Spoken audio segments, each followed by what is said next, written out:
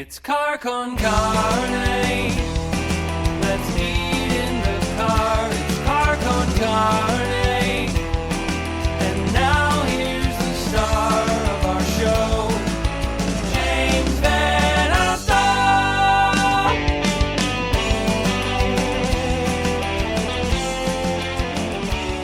It's car con carne live from home. Yet again, it is episode 457 overall, and Car Con Carne, sponsored by C&H Financial Services. Business owners still wrestling with what this is, living with a pandemic, living under a pandemic, and C&H Financial Services is here to help. They offer a variety of products ranging from traditional merchant accounts to a zero-cost payment processing solution, which eliminates the expenses associated with accepting Visa, MasterCard, Discover, and American Express as a form of payment. C&H Financial Services eTab solution is easy to set up for your business for online ordering and curbside pickup. C&H also offers cost-effective commercial lending programs, which can help get your business the money it needs to make it through these unprecedented, ridiculous times. To learn more, contact C&H Financial Services at 855-600-2437 or go to chfs.us. My guest tonight, I've known this dude forever. He is Jason Batchko. He is a drummer without peer. Well, maybe some peer, but he's really, really good. A local stalwart musician. And tonight we're going to talk specifically about this. The album is I'm So Happy You Called. This is a newly released version of something that you created in the 90s. In the 90s. So you can explain the elevator pitch probably better than me, but I'll try. Telemarketers blowing up our phones in the 90s. Right. You decided to exact your own brand of revenge on telemarketers by just flat out fucking with them and recording the results. Right. To some degree. Yes. That's if, as you said, we would get calls every day. Do you remember? Oh, I do. Here's the thing. I think it's worse now, but I also think it's not telemarketers. I think it's just scammers blowing up the phones. I was just going to say it's much darker. Yes. Like back in the day, it was people, earning a living. It was people from exactly insurance companies and insurance. And if you listen to the record, pagers and the Chicago Tribune, and you didn't feel like you were getting scammed. You were just getting bothered all the time. And we'd get calls, multiple calls a day. But I was going to say, I wasn't really, I never thought of it as being taking revenge on them, because I kind of really just wanted to entertain them and myself at the same time. Like, I never really wanted to be, I was never trying to be mean-spirited. I mean, I was goofing with them, and you were completely goofing with them. Yeah, and trying to keep them. Maybe it wasn't vengeful, but it was just. Yeah, but it was. But I knew that they were working, so like I didn't want to. Well, that was really one of my first questions. Was not necessarily the ethics, but these were people doing their jobs. How much of a dick move was this in hindsight, doing this to people who are just trying to earn a living?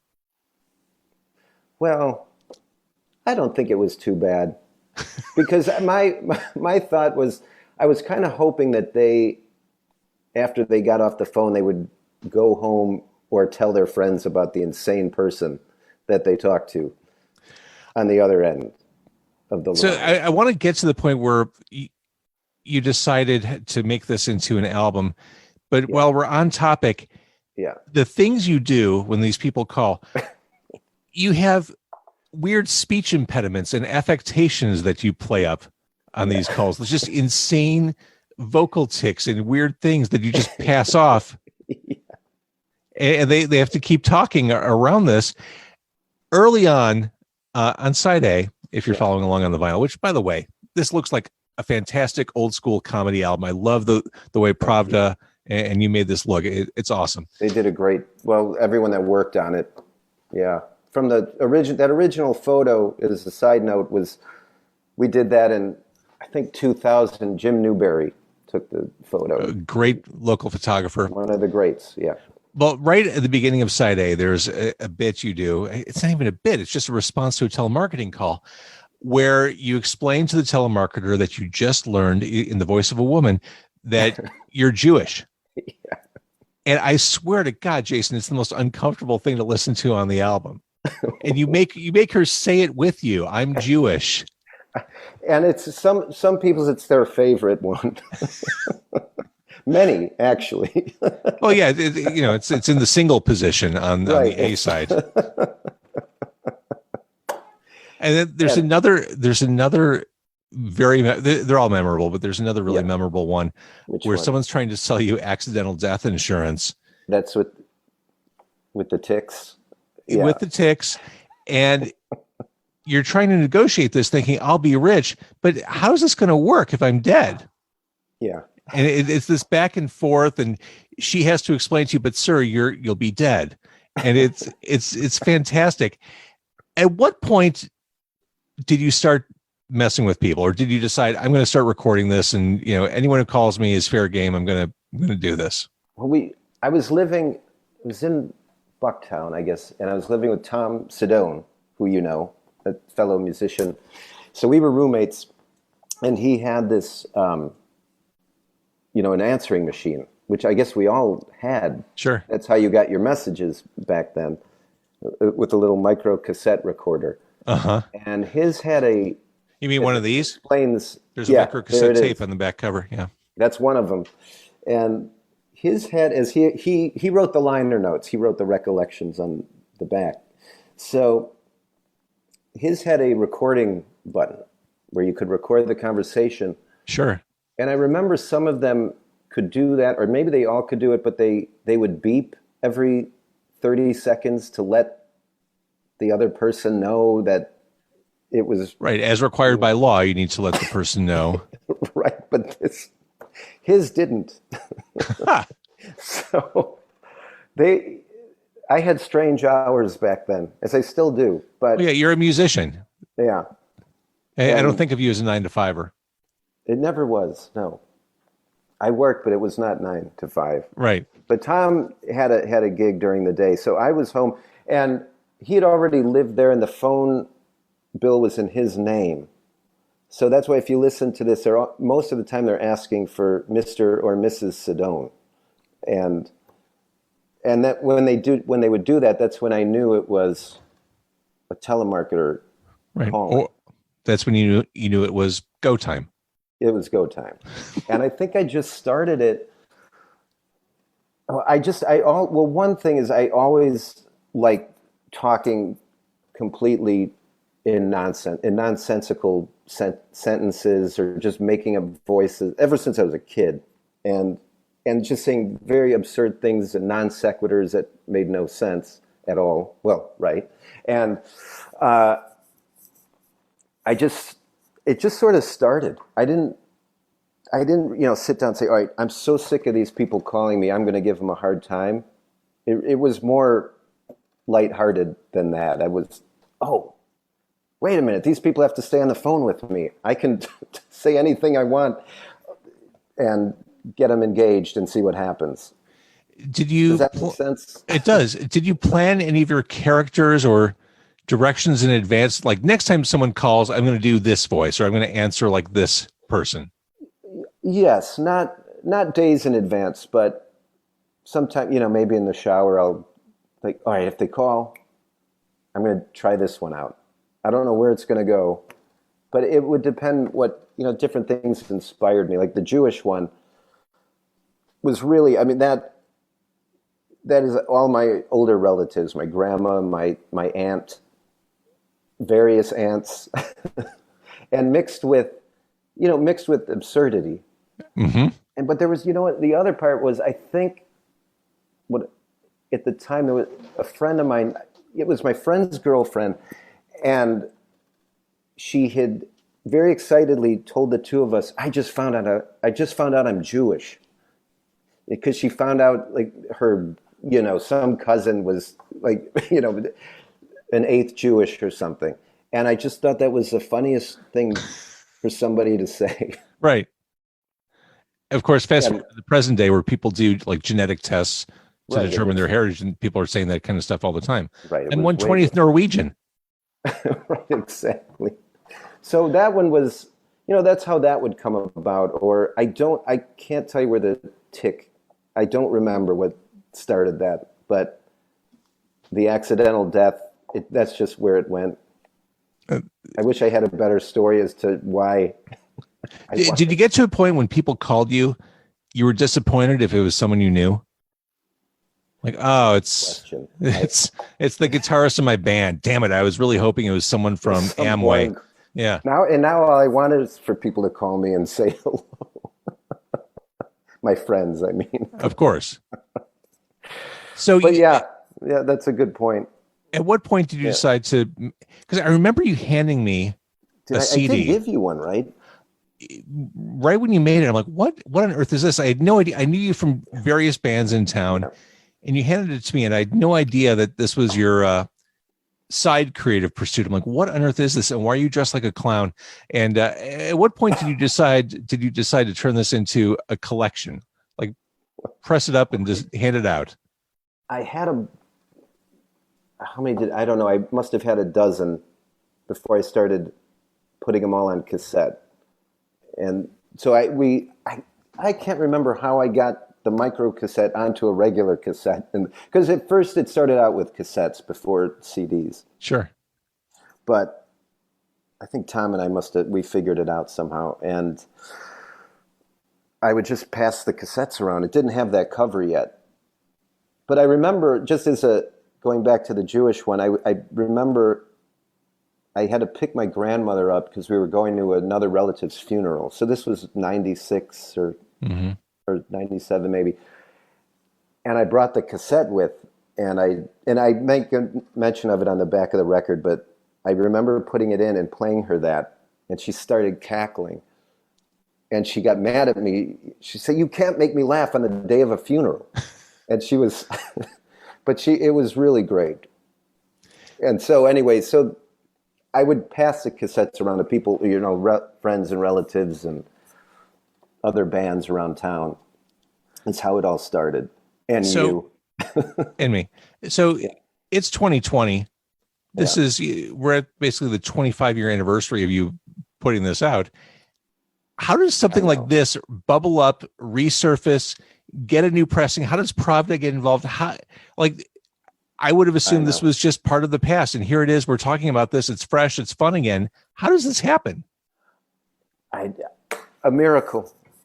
So I was, for many years, I kind of just forgot about it. I mean, it had a lot of steam for a few years, and as you read on the back, with the different quotes from different people. Joe Satriani, Rick Springfield, Chris Ballou from the Presidents of the United States. Yeah. An eclectic mix, for sure. And the Jesus and Mary Chain Brothers and Lily Tomlin.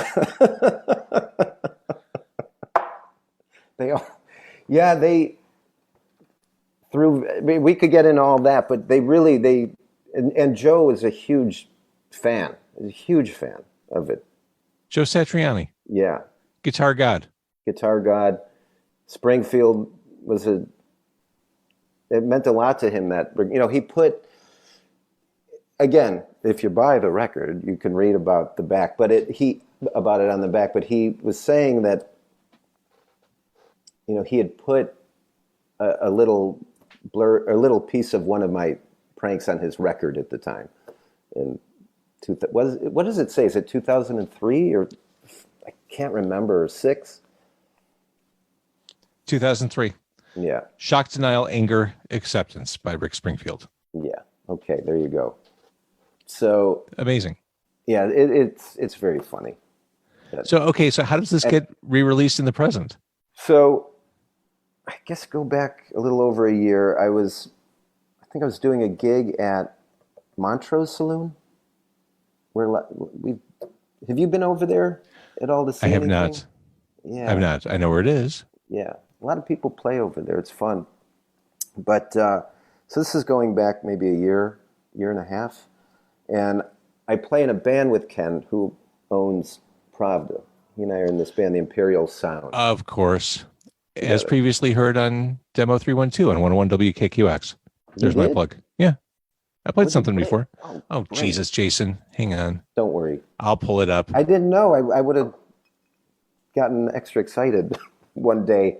You would have made my day during all of this. When At 10:30 on a Sunday night. Let's see. Hang on. The Imperial Sound.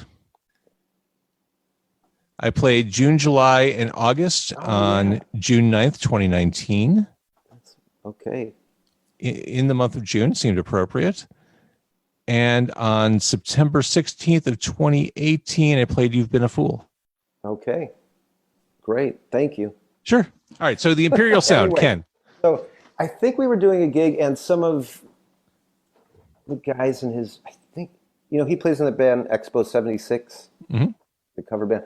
And I think somebody posted one of the I'm Jewish one, I think, on Facebook. And one of them heard it, and they started asking me about it. And Ken was there, and he had never heard about it. I think I'm remembering it right.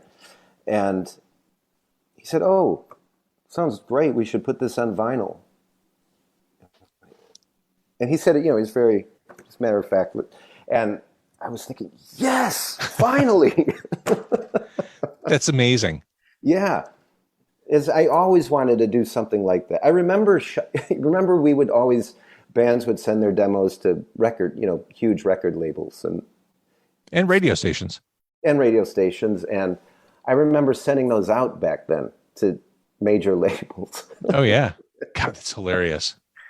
And I swear, I think one of them wrote me back, said, we're not really sure what to do with this. We don't hear a single. Isn't it interesting, though? Yeah. Once you kind of let go and you stop working it, stop chasing it, it just kind of circles back around and connects. And in the most organic way. Yes. Just I didn't even think he was serious, but I was thinking, I think he might be serious. And I mean, as a serious hardcore music guy, being able to get something like this that is 100% your creation on vinyl probably feels pretty fulfilling and substantive. Oh, I was so excited, and I was really excited just to put the actual physical copy, Sure. in the having some friends work on the back and the front, and to make it look a certain way, and So and it all worked. people can buy this, they can listen to it digitally, Yeah. and that's fine. That's great. They can enjoy you and just your creativity, your improv skills. You got to own this on vinyl. This is Thank you. this is the way to go. Yes, you can listen to it digitally. I would say this about any artist I support. There's something to be said for just owning it, having it, making it, committing to the artist's work and putting it on a shelf. I love this. This looks awesome. Thank you. It sounds I appreciate great. it. So that brings us to the present day, Jason Batchko. Yes. Where can we get this, first of all? You can get that at the Pravda Records website, which it might be pravdarecords.com. I think it's easy enough to find. But I have a Bandcamp page for it as well, and you can buy it there. I think it's just my name, Jason Batchko. Pravdamusic.com. Is that what comes up? That is what comes up, and lots of great stuff. I mean, they've been putting out great music for decades. I mean, there it is, Jason Batchko. I'm so happy you called. Yeah. It is amazing. I was telling Ken a few weeks ago, as I was saying, so you guys are having a renaissance. And they just put out this great Matt Wilson record, the guy from Trip Shakespeare. Oh, sure. And the Flat Five record is coming Dude, out. I used to love Trip Shakespeare. Oh, they were my favorite band. I saw them at Metro on the Across the Universe tour, and they were just fucking awesome. They were incredible. I want to Tom and I show. would always try to convince people, and we couldn't. We always would lose the art. Like, oh, forget it. Here, I'm going to show the Pravda Records. Here's the Pravda site. Yeah. There's the Jason CD. I'm so happy you called. Hi, he, who. That's you making weird noises, as previously mentioned, as promised. Yeah. What else is on there? What? I think my if I had to pick a personal favorite, it's a deep cut, but it's it's number 9, the How Army, because that I was just trying to be a completely unhinged person, saying nothing that made any sense at all, but Unhinged. somehow still trying to say the right thing to keep the other person and maybe just stay on for a minute longer.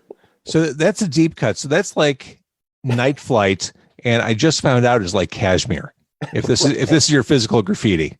Right, exactly. It's up there. So, all right. So people who need a laugh, and holy crap, don't we all right now? You're having a cocktail. I mean, welcome to 2020. That's just medicinal at this point. Well, as I said to you off screen that I was a little nervous for being on screen.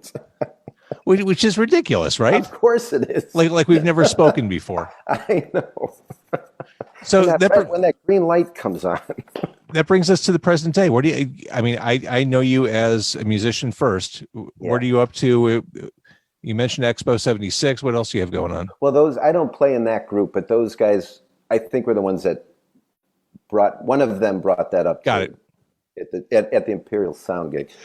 So before none of us could play anymore, I was playing a fair share with different bands. I was actually, the Joy Poppers got up and running again. That's Tom's group, or his songs, and we had some new people, some new friends, and new musicians in the group. And we had this, in my opinion, this great kind of triumphant return at the G-Man the Saturday before the shit hit the fan. I mean, right. The next week, Metro was closed. And it just like, oh, well, okay, well, we went out with that and hope we'll return at some point. But that was happening. And I've been playing in a band called Grit and the Double Knit, and we had a monthly gig. There's some great musicians in that group. Kind of a swampy Tom Waitsy sound, little swing. Sold. What's that? Sold.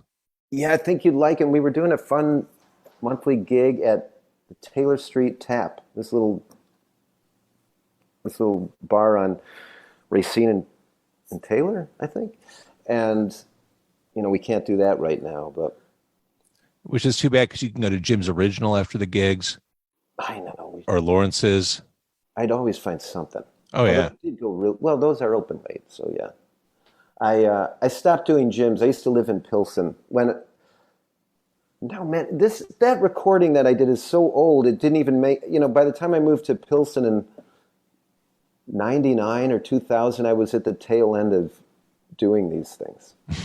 It's just crazy. But I used to go to gyms a lot when I lived over there.